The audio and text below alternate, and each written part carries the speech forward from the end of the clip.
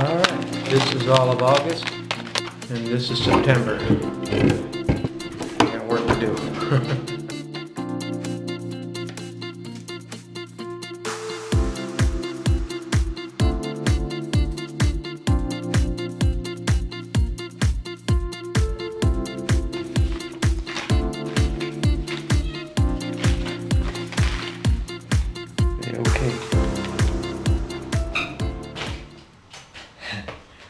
Alright, well this is the totals for only 2 months, the initial months of August and then September. We're going to add one more month to this to average it out, but I think this is pretty close. It looks like of course the first month, August, was higher, which is to be expected because we were new to the area. We didn't really bargain hunt. We had to find out how to shop better and get better at bargain hunting, so it was higher. The second month, September, was lower in the variables, which is the food cost. The other expenses are all pretty flat. They're not variable, constant.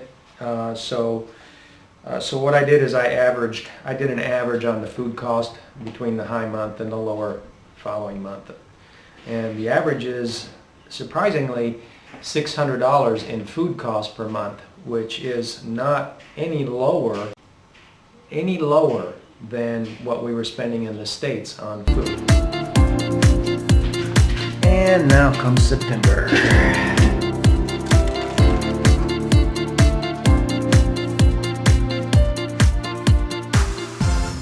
I believe the reason for that is that we were very effective at being self-sufficient in the States. I mean, I used to grow the majority of vegetables that we ate.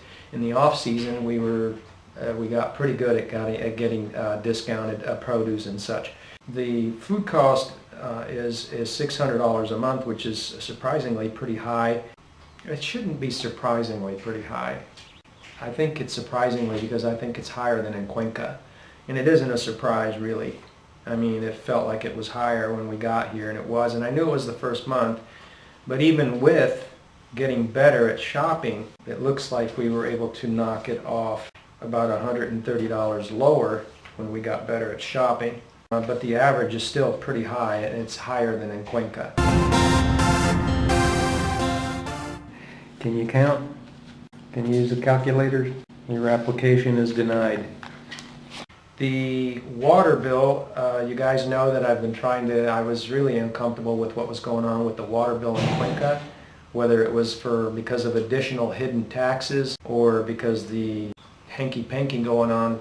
We really don't know and can't confirm it. The water bill was unusually high in Cuenca. What we have here is drinking water. We have to buy drinking water, and because of that, we spend $45 just on bottled drinking water a month, plus the regular shower water. So we spend $70 a month on water when you include the drinking water. So that's pretty high. That's higher than in the States. The food bill isn't any lower than in the States, going from memory. The internet's the same. We were paying $50 in the States. It's $50 here. Electricity's lower. Gas is only about $8. I put $50 for eating out. We eat out less here just because of the issues we're going through with the protozoas. And I put $50 for miscellaneous. There always seems to be something you got to spend money on. So the grand total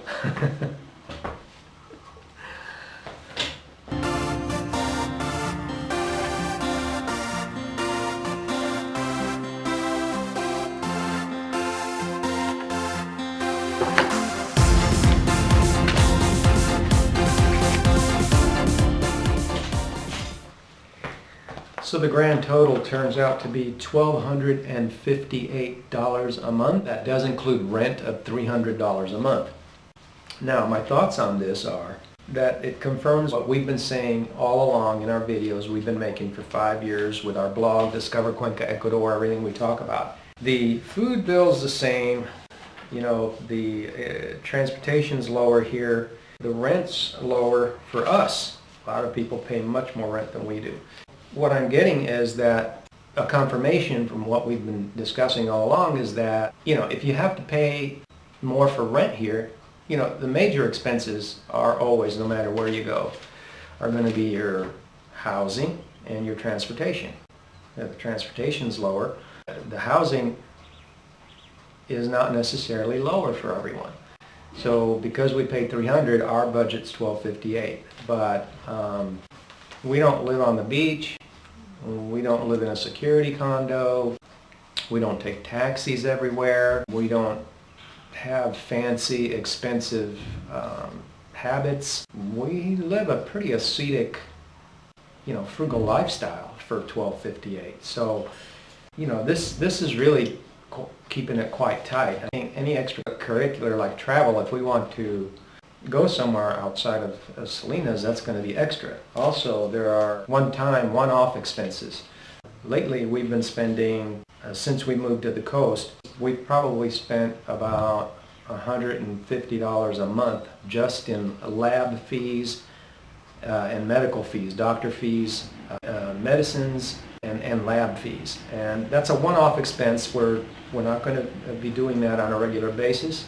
We're cataloging, I should say video logging, our experience with the water issues and the health issues separately. This is about the budget. There are other expenses, like if your camera breaks, if you need something for your computer, if you got to buy a ceiling fan, if you need a better chair, things like that are going to be extra.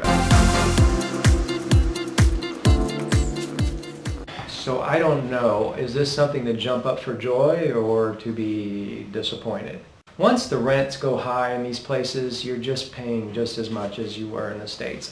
We were living in the States on, our expenses were about $1,500 a month for 5 adults in the States.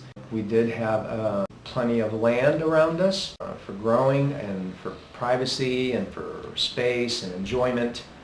We were able to be very effective in the States. If someone hasn't really made an effort and a job out of being frugal in the States, you really don't know how well and how easy it is to save money there. I would say one of the biggest things that you have going for you there is the ability to shop better. I mean, just on things like staples here in Ecuador, we pay more for things, simple things like rice, brown rice and beans. We pay more for those here than we did in the States, just for staples. Our water bill's higher. Well, that's the breakdown, guys. That's all I've got.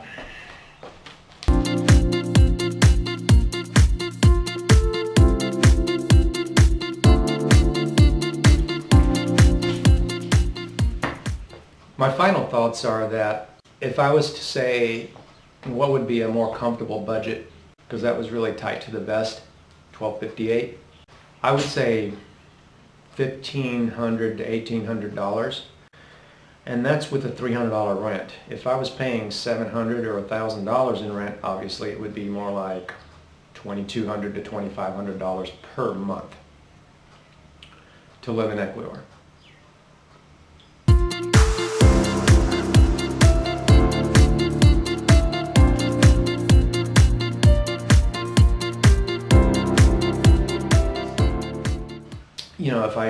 If I was to have more choices for housing, and had to go higher in rent, like say we wanted to live beachfront, you would pay that in rent. And if you want to live in a fancy condo building and stuff, say in Manta with beach view, the rents there have skyrocketed to over $1,000, $1,200, $1,400 a month now. When we first got here 5 years ago, the locals would tell us why the rents were $700 because of the Californians. They told us that. We logged that on our blogs. So now the rents are $1,400. It's the Californians, it's the New Yorkers, it's the folks in big cities that are used to paying higher. I should say it's traffic from those cities. It's not a personal attack on the people. It's just a normal traffic from high-paying cities.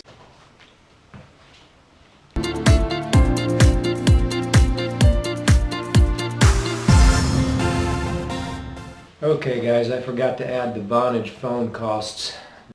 VoIP telephone charges of $40 a month, plus the cell phone expenses, so it looks like $1,308 per month for our expenses.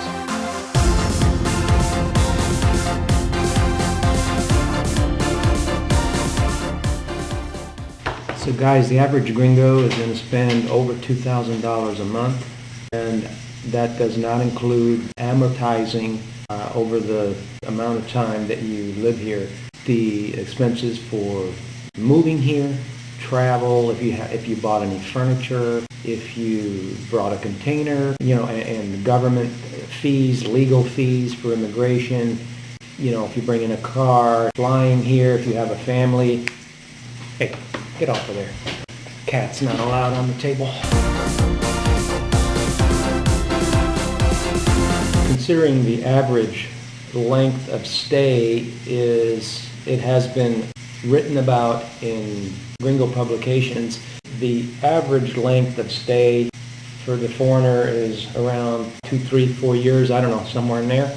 And so when you add in the $2,200 a month plus the travel expenses, the immigration fees, the furniture, the container, I can see, I'm not penciling it out, but I can see this going to $3,000 a month easy when you factor everything in.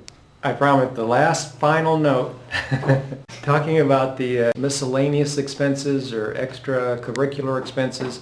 For example, we have to, surprisingly or amazingly, you can't get faucet water filters here. This is like a no-brainer item. You have to do this, right? This is a requirement here. And so we're going to have to go to online, buy online, and by the time the item gets here, this is an item you can go to Walmart and just get off the shelf for $35, $39. Replacement filters are only like $10 each every 2-3 months. So, but here we'll have to order them through the mailing system. It's going to end up costing twice as much. And so those are all expenses that I haven't factored into this budget, because I think that's going to probably be another, by the time you add the postage and the taxes and everything, $20, $30 a month just for the filters. We're going to have to get more Berkey filters for our Berkey filter to, let me show you what I'm talking about here.